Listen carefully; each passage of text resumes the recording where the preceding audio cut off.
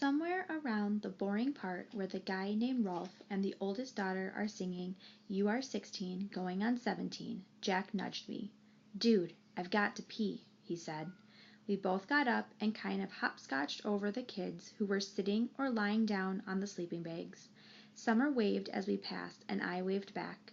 There were lots of kids from the other schools walking around by the food trucks, playing the carnival games, or just hanging out. Of course, there was a huge line for the toilets.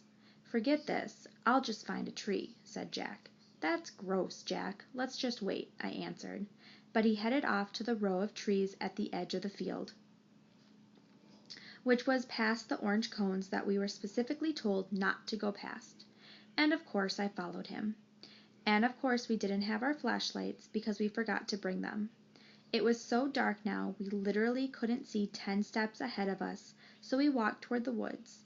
Luckily, the movie gave off some light, so when we saw a flashlight coming toward us out of the woods, we knew immediately that it was Henry, Miles, and Amos. I guess they hadn't wanted to wait online to use the toilets either. Miles and Henry were still not talking to Jack, but Amos had let go of the war a while ago, and he nodded hello to us as they passed by. "Be careful of the bears," shouted Henry, and he and Miles laughed as they walked away. Amos shook his head at us like, "Don't pay attention to them." Jack and I walked a little farther until we were just inside the woods. Then Jack hunted around for the perfect tree and finally did his business, though it felt like he was taking forever. The woods were loud with strange sounds and chirps and croaks, like a wall of noise coming out of the trees.